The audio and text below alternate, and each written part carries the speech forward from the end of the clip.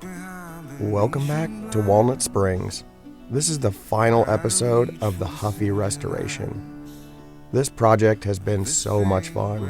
I've learned a ton on how to paint and restore parts, along with trying to build a budget bike. In this build, I'll be putting all the parts back on the bike and taking it out for a ride to see how this project turns out. Let's go ahead and let's get to it. What I thought was gone was sitting in my pocket in plain sight all along. I think it's time for me to go burn all bridges. All I know, got lost along the way. Fell between the poles, time to let go, become one man.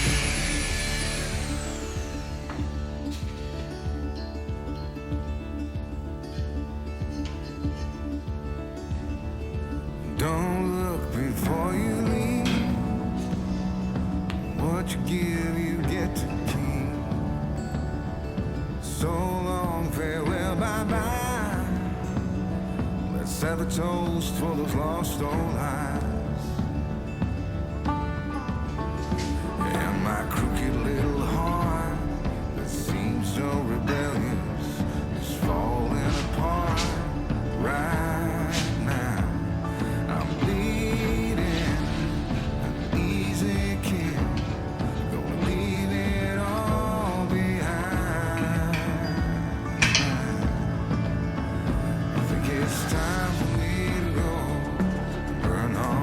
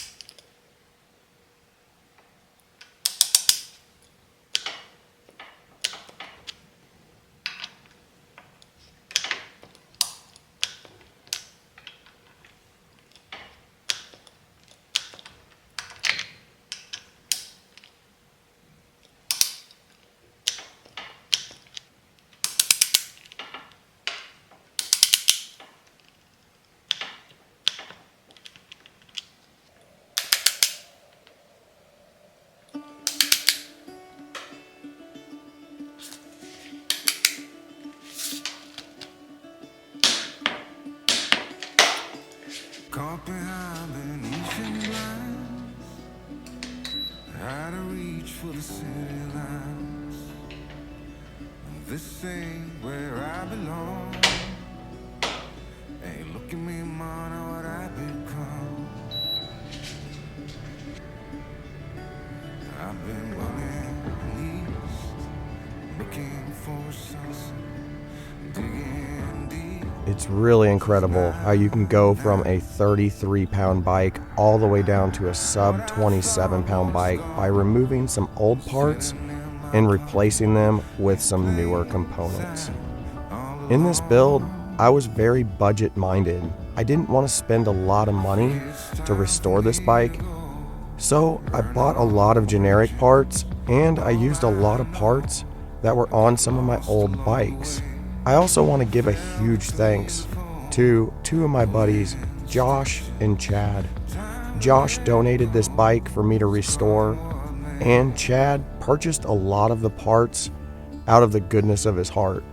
This project would not be possible without the two of them, and I'm grateful for all of their donations and their help in this project. When I first got on this bike, after putting all the parts on, I was blown away. This bike is a totally different bike. Some people online were kind of wondering why I'm restoring a Huffy. They claim that it's just a piece of junk bike. I beg to differ. These bikes were kind of junky back in the day, but now that you put newer components on it, this bike is actually a pretty nice bike. Yeah, this bike won't compare to a modern bike with newer geometry and newer components, but that doesn't mean that you should just give up on the bike. These bikes have a place and a purpose. In restoring this into a condition that could be ridden on modern trails really made me happy. I do have a confession to make. I tried to ride this over that gap jump on the drop-in, and I came to the conclusion, this is my wheels on the ground bike. I just don't think I am the right person to be jumping a rigid 26-inch bike. It's just too much risk for reward. I enjoy riding bikes. I personally don't want to be injured by it.